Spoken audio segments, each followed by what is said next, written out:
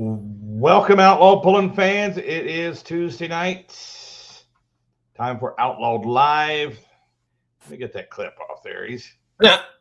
Jeremy's going to have enough spotlight on him here later on in the show. So, a couple guests coming on tonight. We've got Brent Roberts coming on tonight from the Stateline Showdown in Bedford coming up this Saturday, and light superstock ag points champion Jeremy Paulsen coming on a little later as well. So, huge weekend. Mike, how's it going? Going wonderful, Ron. I got some bad news for you, my friend. You are a blank black screen again. Interesting. Yep. So that, and I did see there was a message here on StreamYard that talked about some technical difficulties with Facebook. Not sure if that's anything what you're dealing with, but you are you are invisible to us at the moment. I saw that as well, which is kind of funny because everything is plugged in. It says audio is fine. I could see myself on the screen beside you there. Yep. No, on my side, you are invisible, but we can, maybe it's something on my end. Hopefully that you're good to go to the world out there. But let's talk about, while you kind of look into that, this past weekend, I think those were two of the biggest pulls, two of the best ran pulls that we have had. Did you realize, this did not dawn on me until today, in Unionville in the light super stock class, we had current points leaders or points winners from all three professional level pulling associations on hand there that night. Interesting. Very interesting. Yeah, we had the Haugs who grabbed the 2025 PPL points championship in the light superstock class, and then the Whitworths, who are currently leading the NTPA, and then of course we had Frank Bowboy on hand right there this weekend as well, who ended up winning a points championship with us the following night in Buckner. So all three, it's kind of like the Louisville, kind of all three of your champions were there duking it out. And then it was a diesel that ended up beating all of them. So a very unique scenario, not something that you see every single day with an outdoor pull where you have points champs from all three different big associations there. Yeah, I'm trying to figure this out, Mike. It's very strange. Sure. Yeah, I pulled my phone up and I'm looking at Facebook and I can see what you're talking about. But when I'm looking at it on the screen here in the studio, I can see I'm right there beside you. So I don't know what in the devil is going on here. So maybe I'll try my old camera here, see if that makes a difference. Can you see me now? No, sir. No, sir. I'm wishing I could, but interesting. It's all black. It's all blacked out. So, but yeah, while Ron's working on this, ladies and gentlemen, like he said, we've got the Stateline Showdown up there in Bedford, Iowa, this upcoming Saturday, as well as Spencer, Iowa on Sunday afternoon. So we got a big, busy weekend of pulling before we take a month off and then head down to Dragon and Pulling in the Pines in Lufkin, Texas. Now, your buddy Ken's saying that he prefers this, Ron. He says, never seen you look better. Now, the things, Ken, and you can comment too, I was really good. I was really good when we went down to Buckner, and when our show was done, I headed back home. But Ron, that's about as close as it gets to home for you. Did the after pull scene, was it as enjoyable as you guys were talking about? Oh, it was a good time. It was a good time. Late night teardown there. Was always a great time there at Buckner. And one good thing about my camera kind of being muted visually here is people cannot see the hand gestures that I'm putting up. So just a warning there, Ken. Yeah, there you go. Yes. Oh, that's funny. So I can see everything going on. Y'all just can't see me. I don't know why, but that's kind of weird. Surefire way to make your camera come back online there, in front of the world where you get canceled for any wrong thing out there. The minute you would throw a hand gesture would be the minute that it would decide to go back live. So, that'd be the way to fix it, I suppose. Yeah, probably on the replay. If you watch this later, it'll all probably be on there. But no, yeah, there we go. Putting any hand, I was just joking with Ken there. I don't know why I'm not on the screen. But anyway, I can still see what's going on here. Steve Spinogle watching. Robert Miner checking in from Nebraska. Eric and Tina Berger checking in from Nebraska as well. Russ Dostal, the high velocity pulling team. Yes, they did. Yes, they did.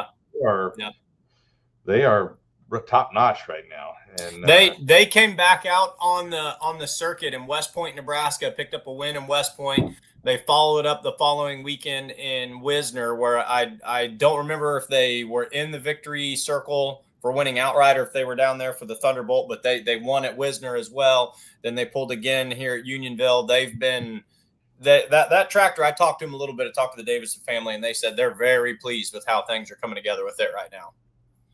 Chris Pierce checking in. Andrew Sprock checking in. He had a good night on Saturday night. Buckner had a really good run. Runner-up Dakota really looked good out there. Hugged that chalk line, kept it in bounds, and ended up finishing in the top 3, if my memory serves correct. Yeah, he finished second. Runner-up spot. That's kind of what I thought. So good run for him. Got up there with those Minnesota boys. I tell you what, Ron, when they come down, and I heard the Texas crew talking about it on Saturday, you know, Texas kind of has the "don't mess with Texas" slogan in the world of two-wheel drives, but they were kind of saying, you know what, those Minnesota boys, they showed us a thing or two this weekend. They said we're going to have to step our game up, but that Minnesota crew, they were tough to handle on the back half of the season from Wisner to Unionville and Buckner. All the Kielmeyers and everyone coming down out of the great state of Minnesota up there. Oh, definitely. The Minnesota boys ruled the top 4. Yeah. You know, on Friday night in Unionville. So yeah, it was pretty awesome. Awesome job for those guys on Friday. And Saturday, Dustin Amundsen, who was in the top 3 on Friday, won on Saturday with his two-wheeler. The bottom is up. Yep. Case Conover watching from Lytle, Texas. Russ Burr, great show at the Sibley, Missouri poll. Of course, Sibley is the Buckner poll he's referring to. It's at Sibley Orchard in Buckner, Missouri. I thought the atmosphere in the crowd, you know, if Russ is talking to us from a stand or from a fan's point of view, I thought that was one of the best crowds. I mean, they were still rolling in. They were backed up clear out on the street at 6:30. You know, there wasn't an empty seat to be found, and the atmosphere was very lively, very electric down there. So, you know, thank you for contributing to that, and, you know, thank you for recognizing that, Russ. But yeah, very, very fun pull at Buckner, no doubt about it. Yeah, that's sorry, checking my messages here from pullers here. Talking about some upcoming pulls. So Andrew Sprock said, had to step up the game Saturday night. Yes, you did. Yes, you did. Had a good run there. Mike, I downloaded some videos.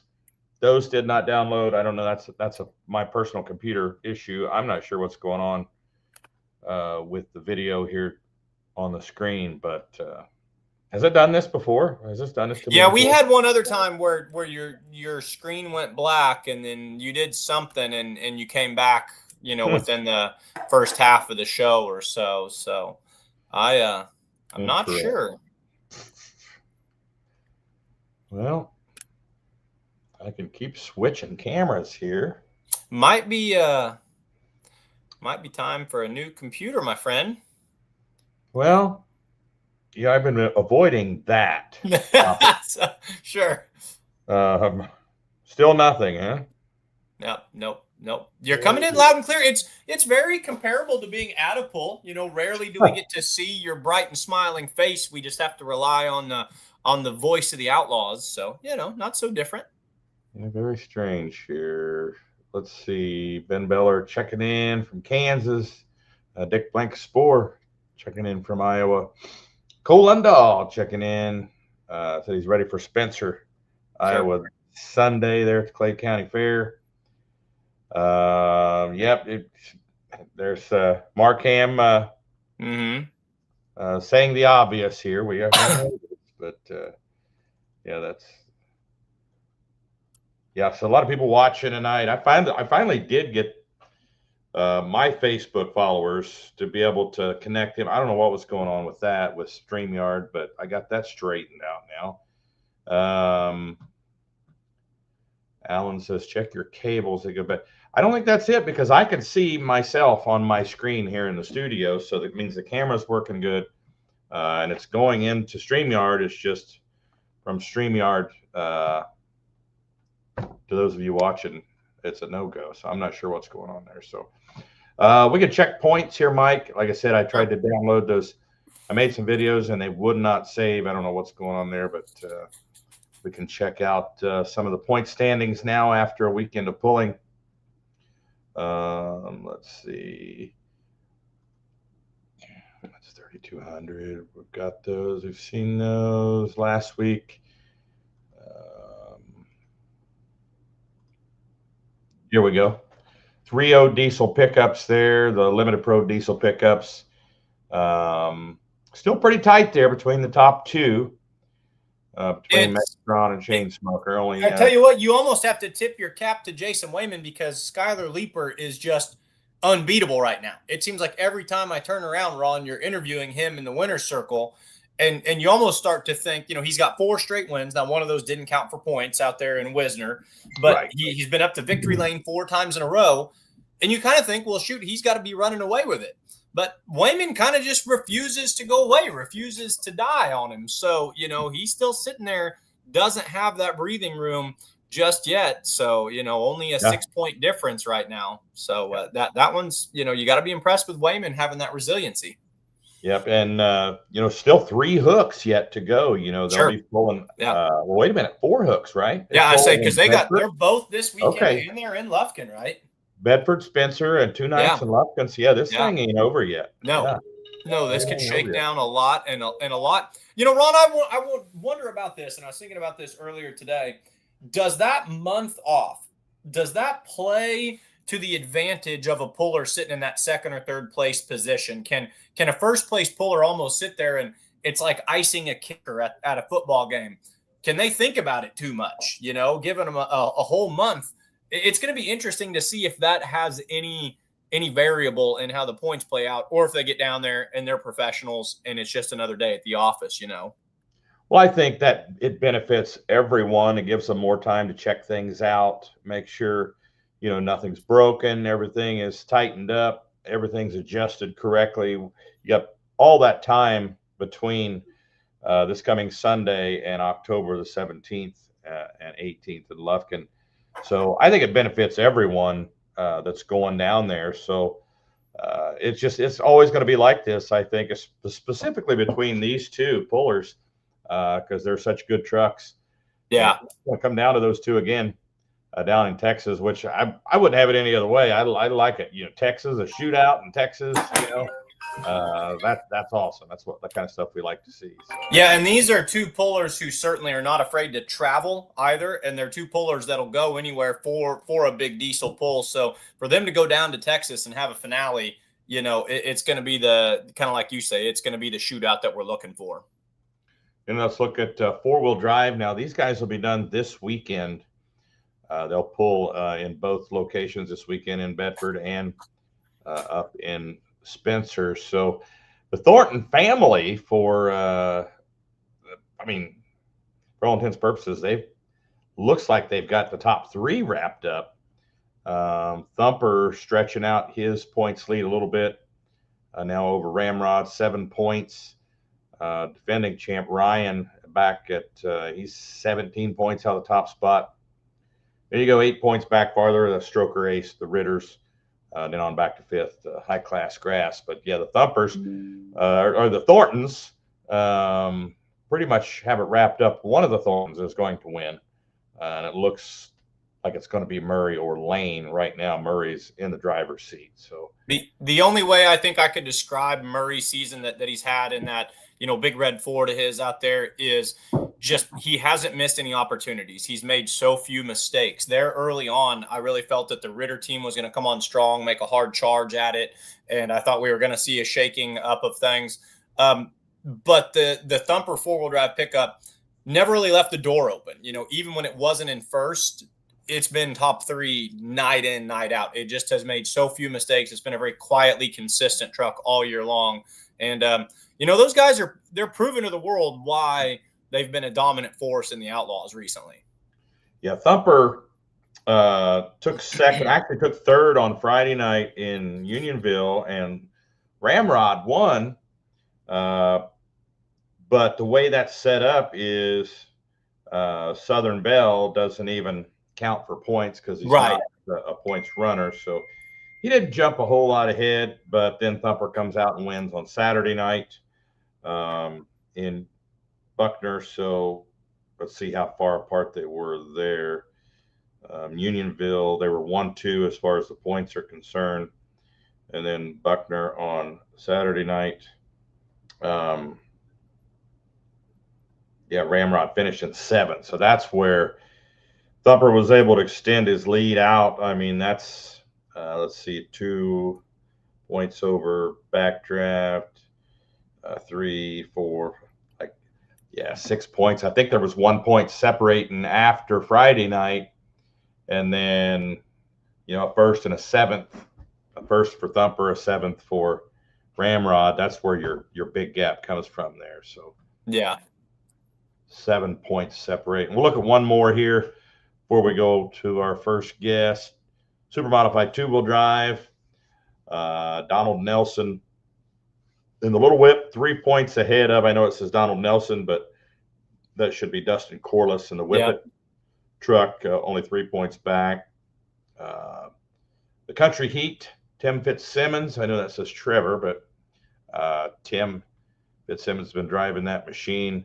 And is Tanner Fitzsimmons drove we saw Tanner make his driving debut this weekend. I was talking to Timmy down at the starting line, and he said he was going to put Tanner in the driver's seat. And we also saw the Sweet Heat truck back out for the first time in quite a while. Said it had some either a new motor or a new power plant combination, something under the hood that his motor guy was wanting to test out. So cool to see his his other vehicle out there as well from a tough running team. Well, pretty rough ride for Tanner on Saturday night for his second time down the track. The motor sneezed on him and he stayed full throttle. Then it picked back up and he hit the end of the chain, and pretty rough ride for him there for his second time down the track this weekend. But let's go to our first guest here from the Stateline Showdown. We've got Brent Roberts from Hopkins, Missouri. What's up, buddy? Well, I was hoping, can you hear me? You good? Okay. Yeah, we got you. Okay, just checking. I was hoping you wouldn't be able to see me, but I guess you're out of luck on that. So, sorry about everybody's luck there. Yeah, I'm still in the dark here, I guess. I can see myself on the screen, but I don't know what the heck's going on. Yeah, well, your hair looks nice anyway. Yeah, thanks. Appreciate it. Always where are you trucking at, buddy? I actually just unloaded. I figured we timed this about right. I just got unloaded, just running back and forth from Oklahoma back up towards home to a couple different locations that we haul anhydrous ammonia to. So just trying to get everybody filled up before fall here. Yeah, 'tis the season. Yes, yep. That worked out. Actually worked out pretty good. I just unhooked and got back in the truck. So let's talk about the big poll coming up here on Saturday, the Stateline Showdown. How did this poll start out? I mean, how did this become a thing? Well, we had this poll. Actually, it's kind of been it was a little bit off and on there a while back. Within the last 10 years or so, we kind of did it as a local deal. We did some Northwest classes, we did some non-sanctioned stuff, and just kind of a brush pull. And then I started of course, started with diesel pickups and then started working my way through the tractor world. And as I worked through the tractor world, I got to pulling different places with PPL and the Outlaws. And so then I got acquainted, with the Outlaws. They're pulled with both, but Outlaws are really in our corridor here. So that's why it works really good, up in this, I-29 corridor, I call it, I guess, I-35, I-29, whatever. So anyway, so long story short, got acquainted with them. Well, got to having some of the actual Outlaws come to the pull before it was an outlaw pull, pro stock tractors and that, just paying them to come and whatever. Well, then they're like, man, this would be a really good place for an outlaw event, and so then we kind of put our heads together and it kind of blossomed from there, I guess. So really how it got started is anybody that's been there seems to enjoy it as far as pullers go, for sure. Pretty nice facility right there, kind of in the corner of Iowa there. And we just kind of saw it as an opportunity, try to utilize that facility a little more than it is, other than for just their county fair. So talked to the fair board, worked out an agreement with them, and kind of basically rent the fairgrounds from them is how we started. And then that's kind of how it all came about. Good deal. Can you see me yet, guys? Yep. Yeah. Yep. You are on screen. You've rejoined us. Ron's back in the life of the living. Brent, you talk about the Outlaws coming in, and I completely understand what you're saying. They're Northwest Missouri, I-29, Southwest Iowa. That's the heart of outlaw country, no doubt about it. Sure. When was it that some of your outlaw friends started showing up? And at what point did you guys kind of just go in whole hog and make it official? How long has this been an outlaw pull? And when did some of those guys start coming around? I'm thinking, well, Ron Stone can actually probably help me with this because we actually had Ron do some announcing for us prior to it actually being an outlaw event. Have we done? Is this our third year as an actual outlaw show, Ron? That's what I'm trying to remember. That's bad. I should know. Yeah. I think this is our third. I think third or fourth. Yeah. Third or fourth. Well, we obviously, last year was great. Last year was. Yeah. If you didn't come and watch last year, you totally missed out because it was everything clicked, went great. The show, we rock and rolled, and it was an awesome show with a lot of hooks in a short amount of time. But the year before that, we got rain right at showtime, and that was a disaster. We made the best of it, still pulled on one track, the classes that wanted to pull. People still got to see a show, and honestly, the people that got to see what they, that seen what they seen, they were actually pretty pleased. But I'm not so sure that wasn't the first year for Outlaw, the year it rained. May have been. I think I just remember Kurt Van Beek coming to me, and he's like, "Well, there we go. Corey says it's third year. There you go." Corey takes his Prevagen, I guess. I'm behind on that. Yeah. So, yeah. So there you go. Not a plug for Prevagen or anything. But. Exactly. But no, they. I just remember Kurt Van Beek that year it rained right at showtime. He's like, well, I guess we're just gonna have to call it, right? I'm like, nah, I don't know about that. He's like, well, what do you mean you don't know? And I'm like, well, you're talking. We're in Southwest Iowa here, Kurt. Like this is a whole bunch of dumb rednecks that don't. We may not be smart, but we're really stubborn. And so he says, well, I tell you what, I'll give you 30 minutes. And so we went to work on that track, and we actually made a halfway decent track out of that north side that didn't have water actually standing on it. Wasn't the typical Bedford track, though. No, it wasn't. It was not. We usually have to, quite a bit of work to get that track. I don't know. We try every year to make it better. I think last year we got as close as we've ever been to what we wanted. That black gumbo, that is, anybody that farms and knows anything about gumbo is gonna know what I'm talking about. It is not the easiest thing to work with, but if you can get it right, boy, does it take horsepower. And it's not soft. So it's a hardened fast, which is what I really like, pulling on myself. I like the speed, the track speed. We like to see them 30-mile-an-hour numbers. The sled guys sometimes don't like it so much, but we're not there for them. We're there for us. So one of the stickier tracks on the circuit. You Yeah. usually count on it being a good biting horsepower Yep. track out there. Yeah. So 2 tracks, 2 sleds. Yep. Running there, and are you bringing?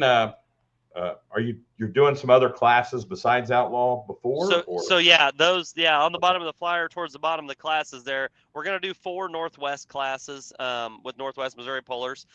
That's my kind of my hometown organization or our local organization. That's where I started pulling, and we've got just 4 of those classes. They've got a new Super Street diesel pickup class, which is kind of a small turbo, smaller than 2.6.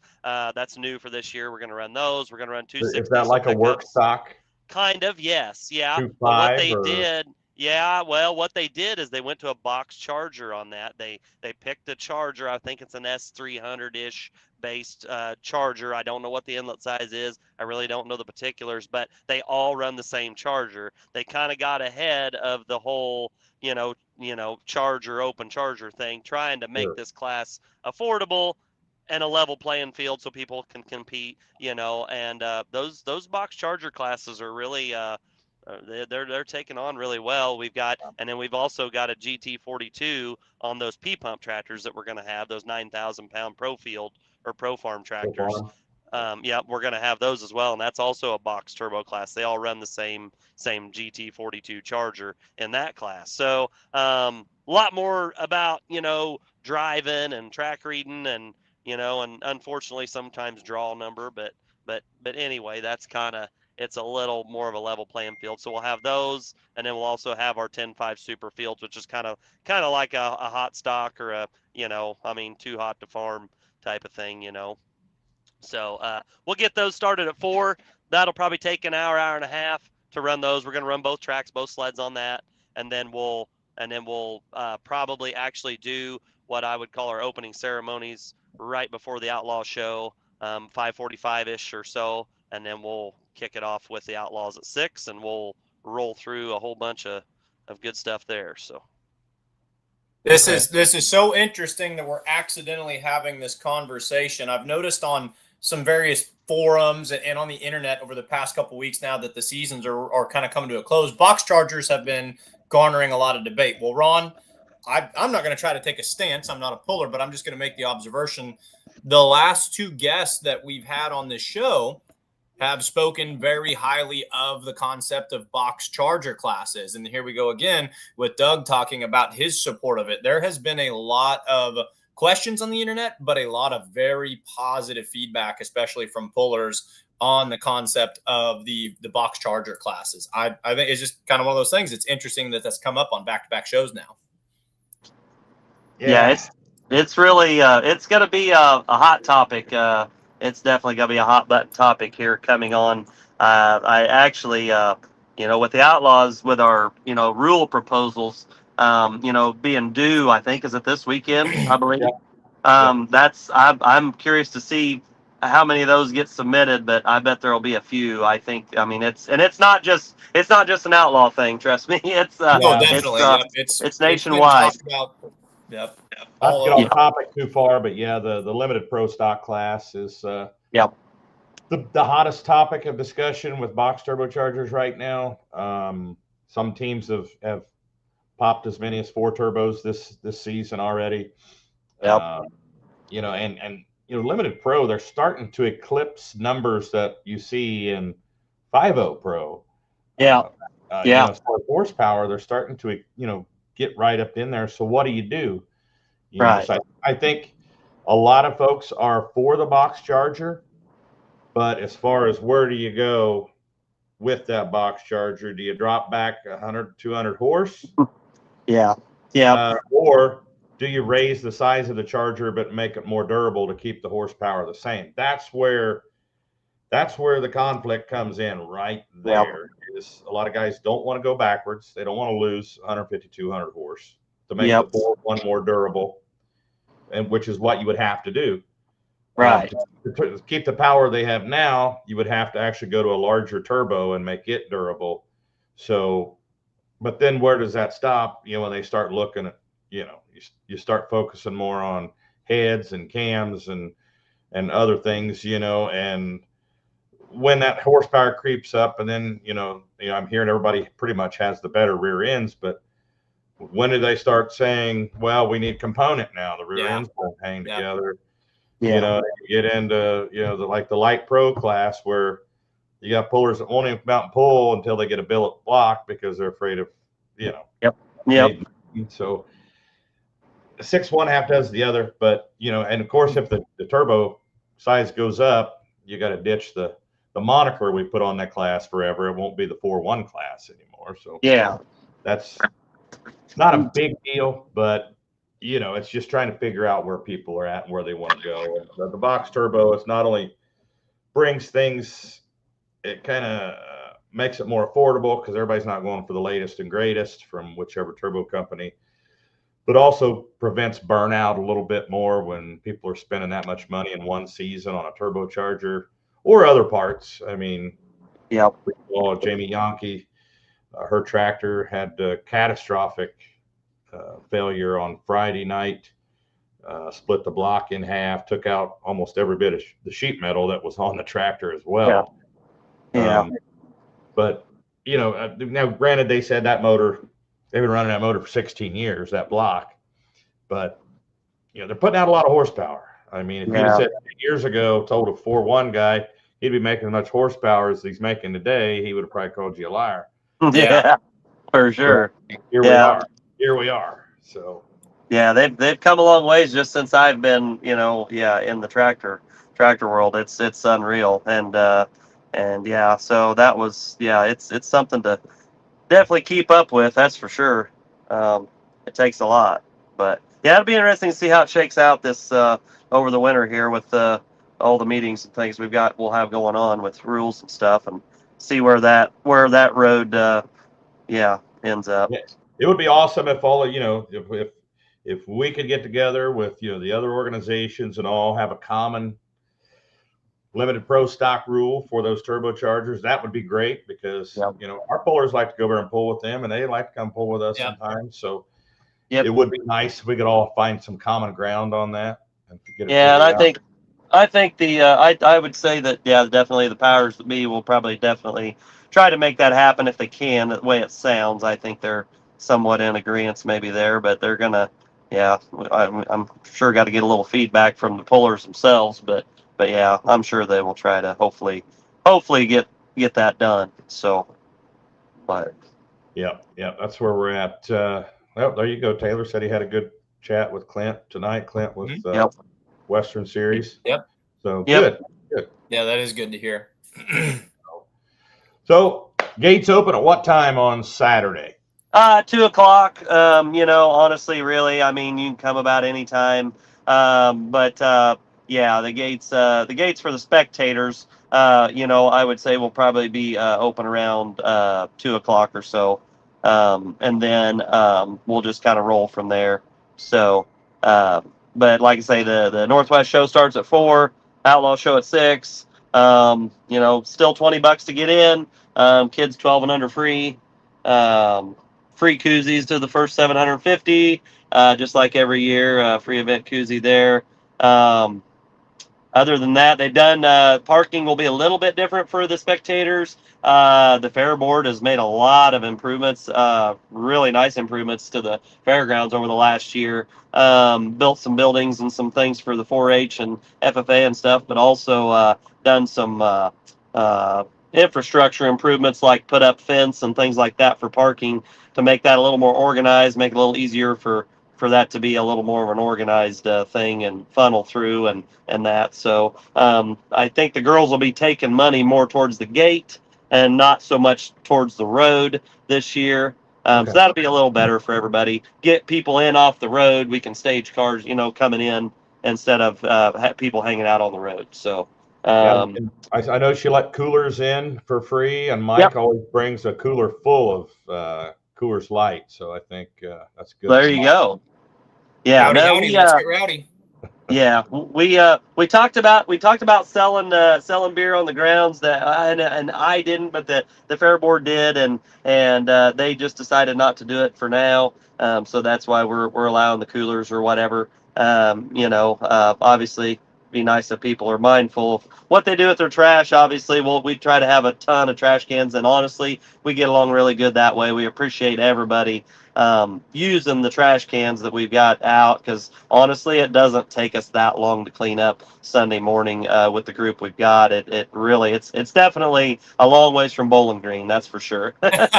So I don't know if you've seen any of the videos of that on Facebook. Oh my gosh. But so we're pretty thankful for people kind of minding the grounds and keeping things nice, and we're trying to do our part to help with that.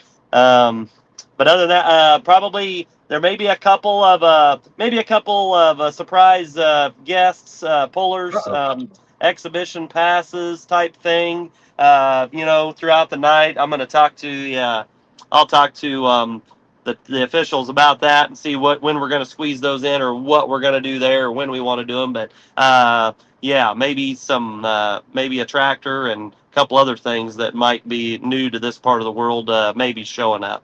So to make kind of a test mix.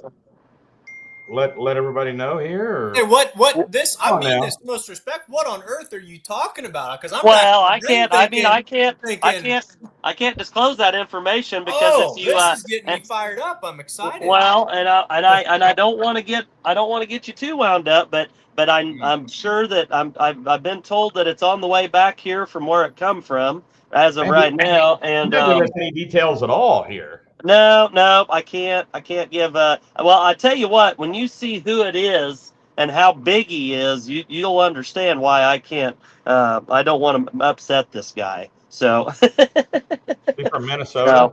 So no, he's not from Minnesota. But so we'll just that'll be a little bit of a that'll be a little incentive for everybody to show up and see kind of what happens there. It might be interesting, and it might not be that interesting. I don't know. It'll be the first time he's ever been on it, and so we'll just see how it goes. You know how them things are. Oh, I think I know what you're talking about. I have my guess. Yep. Mm-hmm. But anyway, I have my guess, Ron. Yep. I know what he's talking about. Yep. But we will see. We'll see what happens, and I know there's going to be some seat swapping going on with some guys that normally drive that different people are driving and things like that. A little end of the year switcheroo type stuff going on too. So there might be some of that, and yeah. So we'll just kind of see how it goes. But anyway, they're starting to guess now. See, we put it out here. Well, they can guess, but I don't know if they're going to guess. Brent, somebody a little more local, aren't you? What's that? You're talking about someone a little more local to the area? A little more local-ish, maybe. Yeah. But yeah. So anyway, but we'll have that. I'm hoping to have a better. My apologies or our apologies on behalf of my class to Ken Summers and crew, but I'm hoping to have a little better showing or a lot better showing of semis this weekend. Or we're gonna be up a creek with some of my buddies, but anyway, but I'm hoping maybe there might be some outsiders coming down to play with us again on that deal too. So we'll see how that goes. So, but anyway, so we'll see how it goes. But other than that, trying to think of anything else. I can't really think of anything else too exciting. So, well, too bad you can't get that Jesse Geiser guy to bring his semi over. Right? He broke. Speaking of 4-1 carnage over the weekend. Yeah, it was a little rough for the 4-1s. Yeah. And at even not at just our event, but over at the PPL event as well, they had some carnage in that class. Yep, and he's one of them. We were having discussions. I walked in on that conversation. Him and Kurt were having a little discussion about kind of where that's headed with the 4-1 class and the Charger, and then even talking about backing up horsepower and things like that. And I don't know, he might be scratching his head now on the backing up horsepower thing a little more than what he was. I don't know, but it's hard to say. But I mean, those things happen. It can happen at 2,200 just like it can at 27 or 800 probably. But hopefully he can get her. I doubt we'll probably see it this weekend as bad as it was, but hopefully maybe he can get her. He's got the winner to get her back together, but yeah, or maybe he'll just switch his focus to the semi for now, is what I'm hoping, and come and join us for a while. But we'll see how it goes. But I think I know there's some people coming to look and talk semis from what I've heard to that poll. So hopefully that all transpires and we can get a fire lit in some of these guys to grow that class as well. So it might be warmer than usual there. It is for a high. I wouldn't. I would dress accordingly. Yeah, I would definitely not dress in a sweatshirt only. I think it's supposed to be in the 85 to 90 range for a high that day. So hopefully not very humid, And of course, the sun goes down sooner and things like that this time of year, so that'll help. But and it'll cool off pretty quick. But yeah, I think the low 69 for a low. I mean, that's not bad. We froze our butts off on Friday night in Unionville. I'll tell you that. It was yeah, I know it. So yeah, it's gonna be a little warmer than maybe we like it for typical, but it's not gonna be unbearable by any means. So I think it'll be okay. So. Ben Beller's curious if you'll pull at the 4 state trucks. I would like to, but there again, my counterparts are they're leaving me hanging. They think they need to go drag racing in Ohio that weekend. So we're not going to make the truck show this year. I would like to. I talked to John about going because PPL kind of does that deal, and I talked to him and he asked me, and we're just it would just be me actually, and so I guess we're not going to make it this year. I really did want to go. It is a fun time, but we're not going to make it this year. So, all right, buddy. Well, we'll see you on Saturday. Like you said, the gates open around 2. Pollson starts at 4 with Northwest Missouri. The Outlaws start at 6. Always a great show. Always a power track. Great people there. So looking forward to it Saturday. Taylor County Fairgrounds in Bedford, Iowa. The 102 Valley Stateline Showdown this Saturday, folks.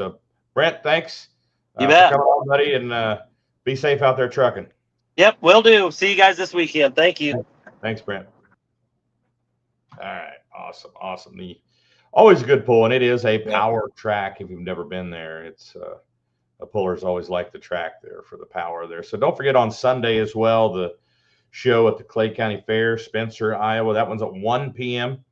On Sunday. So yeah, after we get done at Bedford on Saturday night, not too much post-pull celebrations will be going on for a lot of us that have to tear down, load up, and head north to Clay County Fair. So yeah.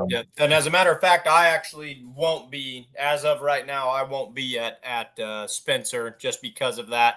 With school rolling back around, it's one of the few days where we are in session the following Monday, and that's one of those where when you drive to Bedford, you're not really putting down roots in Bedford. You're kind of making a pit stop on your way to Spencer, and that one up there at a 1 o'clock show the next day. But a lot of fun stuff going on. I want to circle back to something you said. You were kind of trying to get Brent to spill the beans there, and you said, hey, is this a Minnesota puller that was maybe down? Now, if you're thinking of the same Minnesota puller that I'm thinking of that's hung out with us over the past couple of weekends, I've heard some way too early 2026 rumors concerning that Minnesota puller, and it kind of goes, he has really, really enjoyed pulling in the light super stock class with our group, and has kind of started to say, you know what, this might be where this tractor hangs out next year. So some way too early 2026 predictions. That Minnesota puller that you're alluding to, he's having fun right now, and he's getting along with all the guys. And then he says, this is neat. Maybe this is where this tractor wants to be. To which I say, sounds great, my friend. Well, that one fits the narrative that you're talking about, but I was actually alluding to some folks that are famous for pulling semi trucks. Okay. Around the state of Minnesota that could possibly come down. So that's kind of fits Brent's wheelhouse there. But yeah, I know you're talking about, of course, Esden Lane. Yeah. Coming down, and he's had a lot of success there pulling with our light supers with his diesel. Yeah. So yeah, he's having a good time there. Interviewed him. He won on Friday night in Unionville. Yeah. Didn't come down to Buckner. Didn't come to Buckner. Yep. Always cool when you can interview the king of smoke. No kidding. Yeah, no doubt about it. So let's show our next guest here. Another person who smoking in the light super in the 6,300 pound division, a diesel believer. So a person that you've heard me talk about a lot this year, Ron, had just an amazing season. Is a front runner, I think, for if we had a comeback puller of the year award like they have with the NFL, the comeback player of the year, this guy would be my nomination. So let's chat with him. Let's bring him on board here. And there he is. Nice poster in the background there. That's what I was thinking. Jeremy Paulsen. What's up, buddy? Oh, You're Can't hear you. We got no audio from you.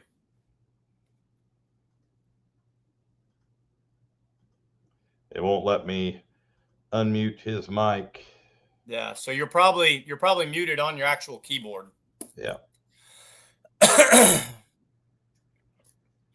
I can see him. He's gesturing for tech support in the He's background. asking for tech support. He is saying, which button is it? There we go. We're good now. Good to go? There, we're good. We gotcha. There we are. Okay. So Jeremy Paulsen, how's it going, buddy? Good. You? Doing good, doing good. How's it feel with a championship this summer in a class where after your last pull, actually that's coming up on a year from this coming Sunday, a lot of folks weren't sure if you'd be back at all. I tell you what, it feels great. It's kind of one of those, what do you want to say, childhood dreams to get to this point. But as you said, last year when we had the escapade in Spencer, I questioned a lot of things, and do I want to do this again or not? And another guy in our class had mentioned one time, he said, do you really want to end on a note like that? And I said, no, I don't. So we went back to the drawing board and tried it again. And here we are, I guess. How much did your mindset change this year? I imagine early on in the year, I think your first hook was at Concord. You're probably thinking at that point, just, okay, let's go A to B. This is crazy to be back. I didn't know if I was going to be back. At what point did your mindset change from, hey, we're just glad to be back to, oh man, we're chasing a points championship? Was there a tipping point where you and the new tractor just locked in and it was like all the nerves were gone? Yeah. So as you guys saw in Concord, we had a wild ride again. And the year prior, I believe, if I remember correctly, we broke a wheel off there. And that's the first thing that crossed my mind when I backed up to the sled. I'm like, okay, let's just keep it in one piece and drive off the track. And then we had the wild ride there, and then went back home and checked a bunch of things. And we had drawbar settings, weight settings, tire pressure, not where I thought they would be in comparison to the old chassis. And they weren't. I had to learn all that stuff. So to answer your question, it took about like the second pass at Rock Valley before I felt comfortable with it. And then I recall seeing you, I think, at the hardware store after your first pass at Rock Valley. And I asked you the question. I said, I asked you if you were having flashbacks, and it made you a little bit nervous. And you were like, there was no delay. You were like, well, heck yeah. It makes me a little bit nervous. So after that wild ride, but I mean, of all the wild rides you took last season, I mean, that last one, of course, was the wildest. But I would say it would take you a little bit of getting used to. But man, you got used to it pretty quick, man. Had a great season. Yeah, once we got it figured out to where it would settle down, it was drivable. And there's not a lot of people that understand, if you don't drive a light super, you don't ever feel that when it gets tippy on you and you feel one of those wheels lifting and stuff like that, you automatically want to like back off and let it settle down. So it's hard to get rid of those feelings, but once it stops doing that, then it kind of settled in, and I was able to start making other adjustments and get better. Yeah, I would say that, you see in that class more than any, with the horsepower to weight ratio, the walking the tractors do. For the first time anybody that drives ever feels that. Explain that a little bit. That's going to be a little bit unsettling if you're not used to it. It is. When you, like I said, when you feel one side or the other starting to leave the ground, and you can't necessarily see that from the stands or from the sidelines or whatever, it's just something that you feel. And when you feel that, and you felt it before and it ended badly, you don't forget about that. But once you feel that one wheel leaving the ground, it's tough to stay in it. But what I've learned is the best thing is to do is just stay in it. Generally, it'll work its way out. But no, it's not a good feeling when it does that. So my favorite thing about your class, and I think a lot of people, once they get in the nuts and bolts of it, it's what really makes your class attractive as well. You can run the multi-charger on alcohol, or you can run the multi-charger on diesel, which there in and of itself, that's going to bring some diversity that people like. Or you can go up to the big cube and run your single charger on diesel, which is the avenue you're running. And we've seen 3 different styles over the past 3 years, each win a points championship with the different ways that they can do it. Your tractor's it's a behemoth under the hood. I mean, you've got the big cubes, the big charger. Was there ever something when you were rebuilding, did it ever even cross your mind of, hey, that thing was a monster last year. Do we backpedal? Do we look at maybe going smaller cubes? Or is this just a setup that you're a complete believer in and the proof's in the pudding because you're a points champion? It did cross my mind, especially after Spencer.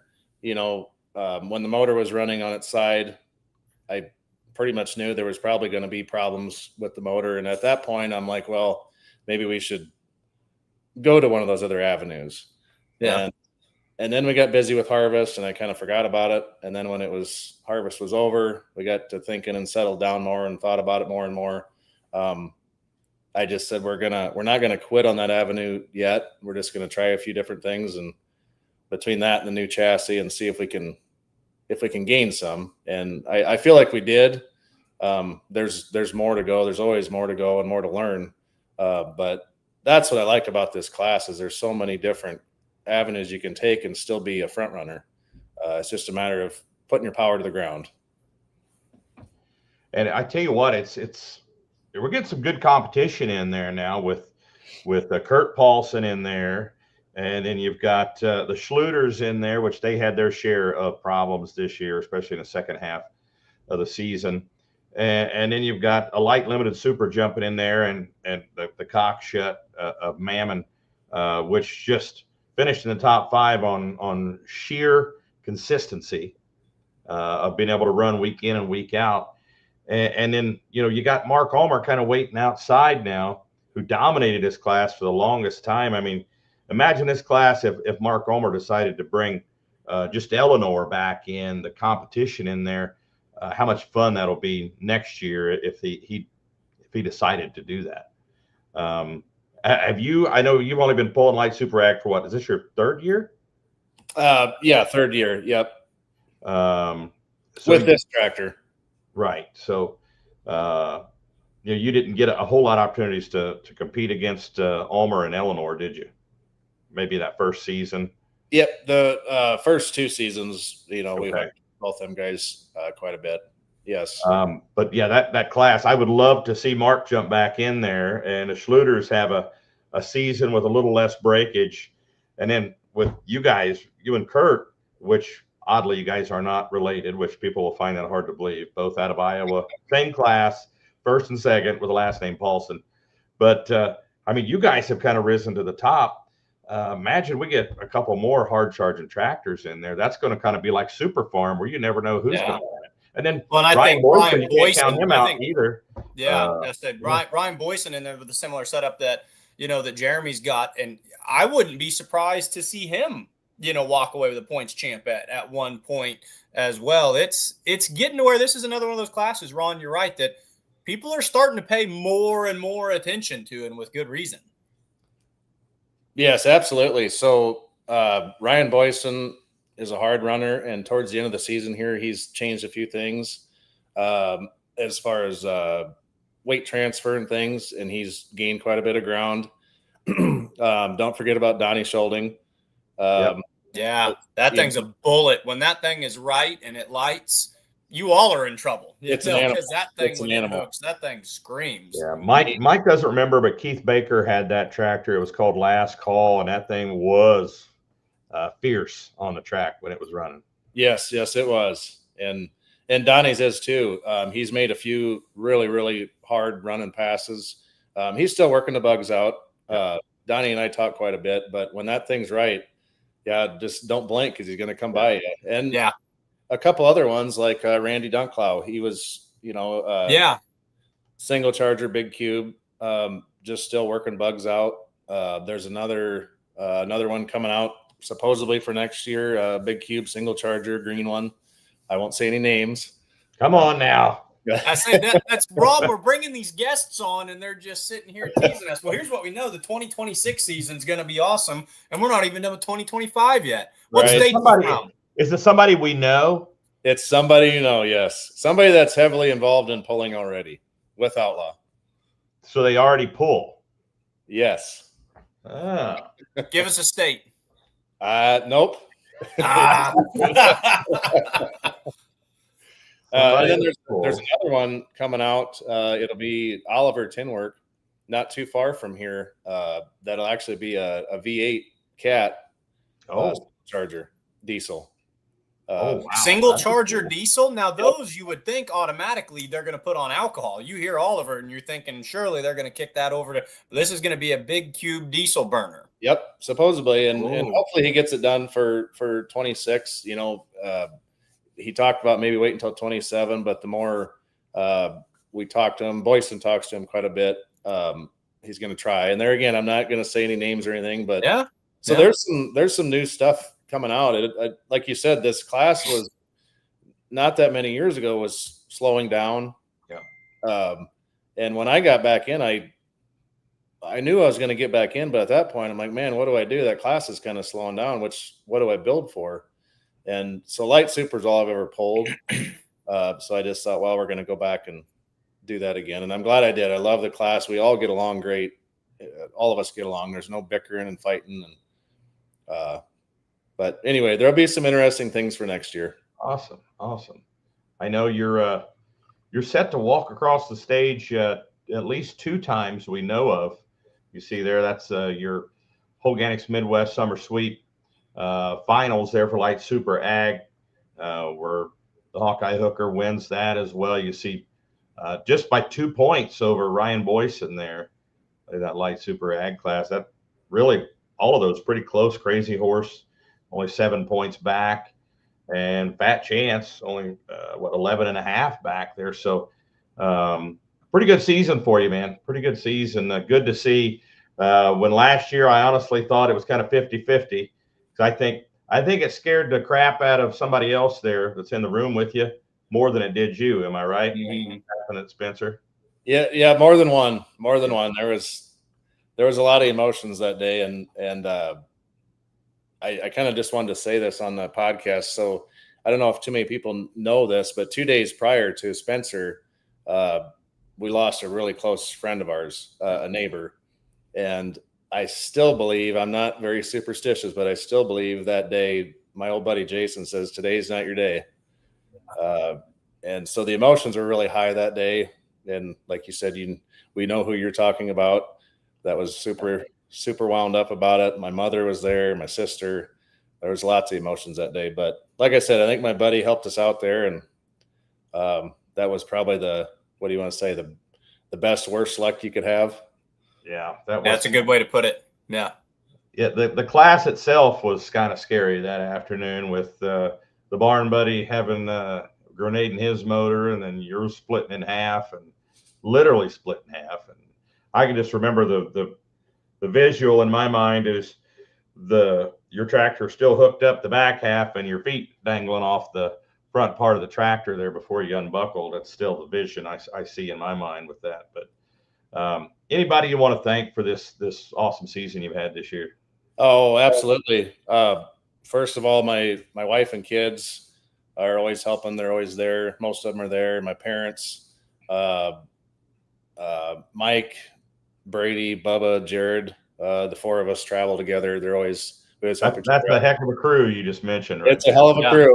Sounds like trouble. A lot of trouble. Right here's the crew. Obviously, Joe Bush, Ag Repair, everybody over at Joe's, they're like a second family to us. Roberts Machine for the new chassis. Doug and Chandler and Bradley. Hearts, Dustin and Brandon down there, they helped us out a lot with this new fuel system for this year. So, and the list goes on and on. All the people from Schleswig always paying to watch, to live stream and watch. There's a lot of people that watch, all 4 of us that travel together. So awesome. Well, Buddy, I mean, any changes in the off season? Should we expect any changes? Are you going to, if it ain't broke, don't fix it kind of a thing? Or? No, it's probably not much for change. It's in the shop. Just going to tear everything down and look everything over, and hopefully there's nothing too major that pops out at us. I don't think there's going to be, but you don't know till you open it up. But no, we're probably just going to stick to the plan and try it again next year. Yeah, if it ain't broke, man. It had a great season. I think it's running strong. From Rock Valley on, it was pretty awesome to watch. So, congratulations, Jeremy Paulsen, winner of the Light Super Ag Division this year in Case ICE Thunder in the Dirt Outlaw Series points, as well as the Holganix Midwest Summer Sweep. So, congratulations on both those titles. And man, are you going to be around this weekend, or will we see you at one of the pools this weekend, or are you waiting until the banquet? Probably be the banquet. We have our hometown celebration this weekend, so we'll be busy doing stuff with that. And Okay. So we probably are done pulling for the season, or going to polls anyway. So we'll see you at the Sounds banquet. good. Enjoy the time off, buddy. We'll see you at the banquet in November. All righty. Thanks, guys. Thanks, Jeremy. Thanks, Jeremy Jeremy. Paulsen, winner of the Light Super Stock Ag Division, had an awesome season, won the sweep, won the points. So big change from last year from that tractor. I used to give him a hard time last season because he was always busting the front end and front wheels off the thing. Yeah. And having some wild rides. And of course, the pinnacle of, wild rides last season, he took when he split it in half, the last hook of the year in Spencer. But came back with a vengeance. This year. Just respect so much what he did, because I know, and no one would have blamed him if he would have said, you know what, I got nothing to prove. I'm going to hang up the steering wheel. I'm good. And I think everybody in the world would have not had one bit of ill will to say, and said, we get that. We understand that, but he grabbed the bull by the horns. He got back in the saddle and not just came back out, but won a points championship. And if that's not just a monkey off the back, then I don't know a better way to come back to it. So he's had a great season. I'm really impressed with what he's done. I think the fans feel the same way. I was going to try to do a share screen here, Mike, of it's not going to. I wanted to bring up those winners videos. I don't think they ever downloaded for me. Yeah. From the weekend. But we can go back to points here. We need to update all the classes that pulled over the weekend. Look at this, where Brent Roberts jumped from 4th to 2nd. I assumed he was going to be a big mover this weekend. I wondered if he was going to be big enough to go after that number 1 position. Still looking like probably not so, but I did imagine that we were going to see him shaking things up with the opportunity that he had being the solo puller at the dart truck and the blue collar truck hauled together, and they had some troubles en route to Buckner and were unable to make it. It was going to be super late before they could get there. So they decided not to come. So let's see here. Why is that? Having all kinds of problems here, Mike. There we go. There. And then Light Super. It's your points champion. That one's not over. Not over? I thought these guys were in the books. Are they over for the year? Let's look at the app here. I was talking to Alan Ulmer, and we thought that their class had been crowned. Yep, that's going to be it for them. Yep. I didn't have that one written down, but so Frank Beauboy wins his 2nd consecutive points championship in that class. And what it is, I was thinking, is they usually always pull at Spencer, but not this year. Spencer cut back a little bit, so that one's in the books. So Green Lightning, that's what, 2 in a row for Frank Beauboy? It's 2 in a row, and I'll try to bring up my sheet here really quickly and see how many that is total for him. I know I updated that earlier in the day, but yeah, that's back-to-back years for Frank. I think that's just his 2nd overall. Yep, I think you're right there. Yep. And I do, while I'm doing this, that's his 2nd overall. And I was kind of working on this a little bit more before we got online today. I should let all fans know that there's still kind of an asterisk on these stats that I'm putting out. My stats that I have date back to 1989. And I don't have, and I was talking to Jimmy Brackett and I was talking to Alan Andrews this weekend. Outlaws were going a little bit before that. So when I do say, hey, this is so-and-so's X number of points championships, there might be a few more that these people have. I just don't have those compiled yet. But second points championship, Frank Boy, second in a row. So nice season for him. Of course, we're looking at mod tractors, and they have 2 more hooks this season. They'll be at Lufkin, Texas next month. So plenty of time. In your opinion, Ron, for that one next month, or for the mod. I'm going to make you give me a live opinion right here. So the only reason I'm bringing this up is because Saturday night I thought Cameron's run was just a thing of beauty. Is there enough season left for him to make a hard charge, or is Kaysen at a point where he can kind of relax the shoulders and breathe easy a little bit? Yeah, you're looking at 16 points separating the two. Now, granted, there are 17 tractors that pulled with us this year that all joined and are all eligible for points. From Wayne Bunnage to Lane Bollinger, the Lights Out tractor, Brad Myrodi. So a lot of them can play Brown, running on empty. There's several tractors. If they were to go, it would take those tractors getting in between. Of course, Cameron, likely would have to win, and a lot of tractors that are points runners would have to get in between him and Case and Petch. So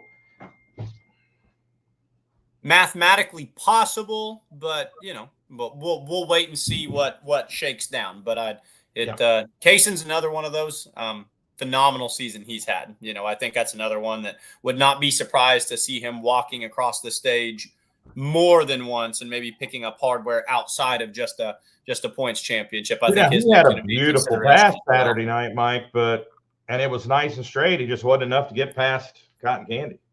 Cameron said he was very happy with his draw number 2. When I was interviewing him and chatting with him after the pull, he said that that's a track that he feels really good on when he can get to it early. And he took that number 1 pull and just watched the field come knock on the door. And he said, no one's home. I'm not opening.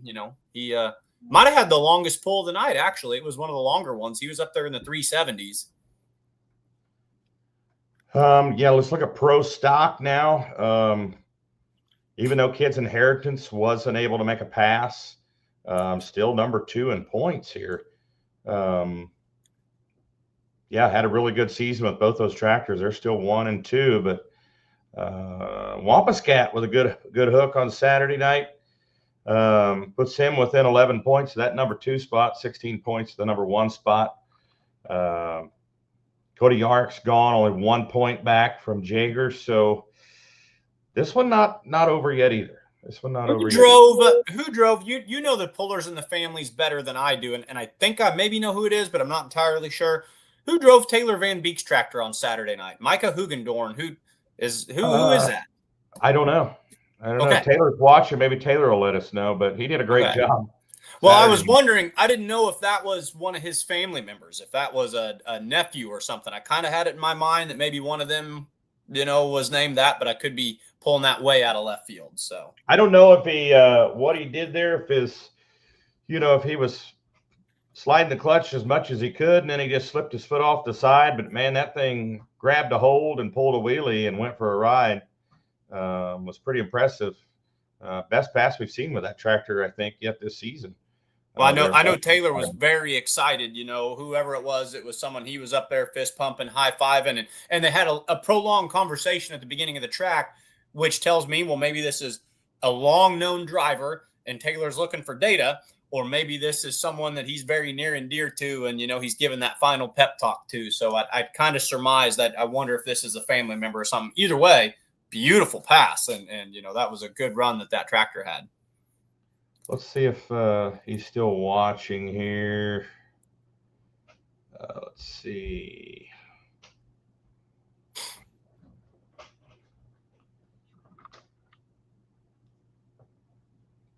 We've missed quite a few here. Let's see. Is the Bounty Hunter going to be there? I think talking about the 4-wheel drive. I don't know. I'm not sure, Rodney, if the Bounty Hunter is coming or not.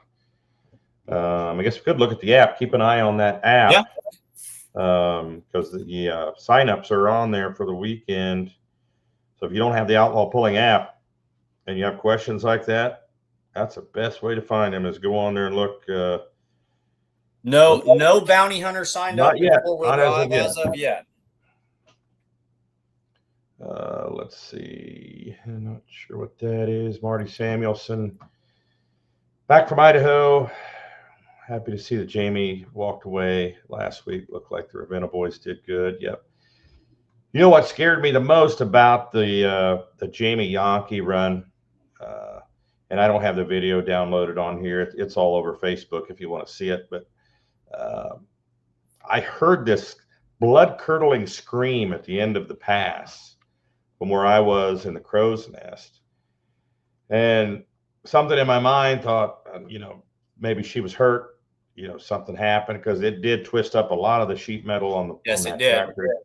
Yep. And I got on the radio immediately. A lot of people said, they thought I was speechless because of what we'd just seen. Maybe to an extent, but I immediately was on the radio asking the tech guys to check on Jamie when I heard that scream. And then I started thinking, well, maybe it wasn't her. Then afterwards, she said, no, that was me. So I told her she had a great set of lungs on her that she could be that loud with the helmet and visor down. I could hear her. Yeah, and I tell you, Ron, there was another one, right behind me in the camera I was running, and but there was another individual who would very naturally have that reaction, So, and that's their story to tell. But that's a pulling family, and I communicated with some of them laterwards. That's a pulling family that, that's their next generation pulling, but that's also a tractor that's been in their family for decades. So there was a lot of very important things out on the track to the Yankee family out there when that went down. So I think very understandable that there were some emotional reactions. And yet again, time and time again, and I hope this is the only thing we ever say, the safety equipment did its job. And, Jamie walked away unscathed, rattled, but physically fine. And that she said later that scream was out of frustration. Yeah.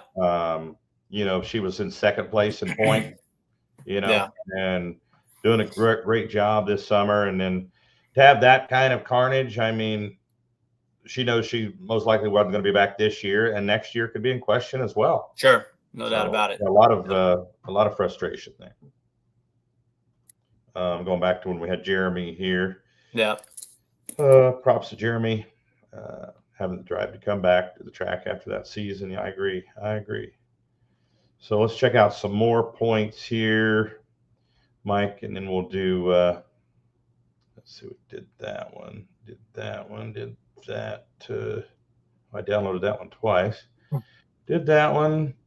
And then here we were just talking about limited pro stock. Yep. So you can see already that Jamie Yankee has moved back into third after the weekend. The rough pass there Friday and missing out on Saturday altogether. So she'll move back into the number 3 spot. Limited pros do hook this weekend. It looks like most likely she will do no less than third. Not enough pulls for One Mean Farmer to catch up. The bounty hunter is down for the rest of the season on IR, on injured reserve, if you will. There you go. Yep. Mike, some rough goings going on in that limited pro stock class this year. There's 540 light pro, John Narragon, set to wrap that up this weekend. Also at Bedford, that's the last hook of the Holganix Midwest Summer Sweep, which we'll update everyone on that on next week's show. I want to make sure all those are completely final before I go putting anything out there, and make sure all of our math is correct on our spreadsheets and such. 3.0 diesel pickups, we looked at that already. Modified folks, so we're up to date here. 2-wheel drive, we looked at that as well. Yep. So yeah, we're all up to date. Mike, why don't you take us to when the smoke clears, my friend? Sure, sounds good. So it's another.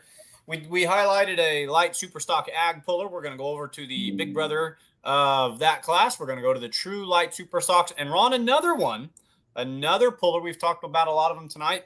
This guy's just had an excellent season, really came into his own as a driver, and a tractor that's turned a lot of heads this season, I think. When the smoke clears, you'll be looking at an outlaw. The outlaw you'll see this week, Ryan Frericks on the addiction machine.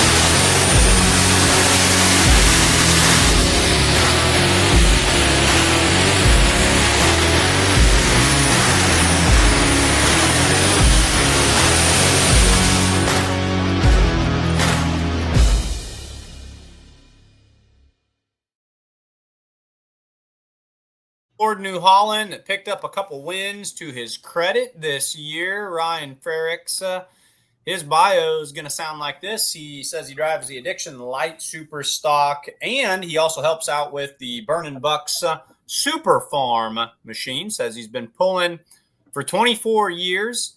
His first hook was in 2002 in a four-wheel drive pickup in Harlington, Nebraska. He says that his most memorable pass was in 2014 when he picked up the win up at Thunder in the Valley in Rock Valley, Iowa. Says the wildest ride he ever took, he can't remember exactly, it was either 2016 or 2017 in Concord, Nebraska. Things got a little wild on him. Says some of his pulling heroes include Mark Ulmer, Kevin Lynn, Esden Lane, and John Hoffman. So a good list of who's out there, whether it be Ford New Holland pullers or whether it be super stock pullers in their own right. His daytime job, he's in farming as well as ag repair. Some of the goals he set out for himself are to pass the sport on to the next generation. Thought that was an interesting answer. Didn't say I want to win trophies or pull at Freedom Hall. Wants to just see it continued on to the next generation. A mission I think a lot of outlaws definitely agree with. And he says the best part of being an outlaw are the relationships that he gets to build with everyone along the way. And his message to the fans, he says, you know, your dreams and your goals can come true. You just got to be willing to work hard enough for it. So kind of a succinct biography, a man who's straight and to the point. But I really like some of the things he says in there. You know, doesn't chase the glory. He's got a tractor that really has done a nice job. I think this is one we've just seen come into it here recently, grabbed a couple of wins this year, and just wants to see pulling continue on for the decades to come. So Ryan Frericks, going to be your highlighted social media puller this week. Yeah, and I think one of the overall one of the biggest improvements in performance from one year to the next, that tractor from 2024 to 2025. Wow, that thing, they woke it up for 2025. That thing is a monster. Yes. And it's interesting because I asked him one time, I go, what, you turning the wick up, you driving differently? He says, no, we still praise consistency. He says, that's what we're here for. We want to be, we don't want to break it. And he said, a lot of it was just our style and the tracks seemed to get comfortable with each other this year. But no, they picked up a win in Manila. They were right up there knocking on the door in Wayne. They had a good year. They had 3 or 4 wins to their credit. Yeah, I think we'd have seen them consistently week in and week out. I mean, I think they'd be right there in the top 5, vying for that top spot. I do too. I think they'd have been up there in the point standing. So Robert Miner asking a question, Outlaw Minis in 2026, will there be more? I think so, Robert. I think so. I'm hoping so. And going to try to sell that to some more promoters out there. Such a good class. Add some more variety to our shows out there. So that's going to do it for us tonight, Mike. We'll see you Saturday in Bedford.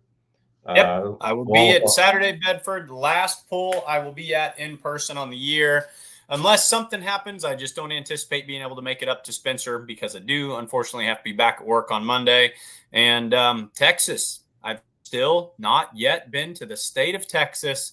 We're going to fix this, Ron. Lufkin weighs heavy on my mind, and this is one of those events that I'm like, I'm not just going to say that that's the off season for me. I've got to go to a wedding this year that weekend, but I'm gonna get down to Lufkin before it's all said and done. But this is gonna tie a ribbon on my in-person 2025 season this Saturday. But we'll see what 2026 has in store. Great pull down there, and of course after this weekend, we're going to be promoting that pull for the entire month. Yeah. Week in and week out on the show here, we're going to talk to promoters, we're going to talk to points champions, and some legends and some rookies and anybody we can has anything to do with outlaw pulling. But we're going to be pushing that pull in Lufkin pretty hardcore starting next week. So absolutely, that pull just keeps growing in popularity. And the people just keep coming out, in droves to that event. So we love it. It's a veteran-themed event. And I'm excited to go, Mike. You can watch it on the live stream, on the Full Pull Live. I've watched it each of the past 2 years on the live stream. It's beautiful. I think it's genius, this relationship that we have with that group down there, because, PPL is looking, they're done with all their points. They've wrapped up after this weekend. NTPA's got Enderley, and then they're done. We tie a bow on some of ours, and then everyone goes out and they start thinking about harvest and football, and about 2 or 3 weeks go by and everybody says, man, I kind of miss pulling. I wish there was some. And hey, look at that right here in the Lone Star State. It's still warm. Here is pulling, and all eyes are on Texas that weekend, because just supply and demand, it's a destination pull, and it's a good pull. So it's a setup the way they have that. A pull with a great modified tractor class, which I'm hearing may even be bigger than last year down there. I'm hearing Kentucky maybe back in the house. I've heard California. California is going to be in the house. I'm hearing Illinois is going to be in the house. So we've got some good mod tractors out of Illinois that pulled with us this year. That'd be awesome. That'd be awesome. Every puller goes down there loves that show down there. So excited for that. So excited for this weekend, first and foremost. So Bedford, Iowa on Saturday, Clay County Fair in Spencer, Iowa on Sunday. Have a great week, everybody. We'll see you this weekend from Bedford and Spencer. And if you don't catch us there, you can catch us next Tuesday night live at 7 p.m. Central. Mike, thanks to you and all you do. And thanks to all the fans out there in Outlaw Nation. Thank you, and we'll see you next week.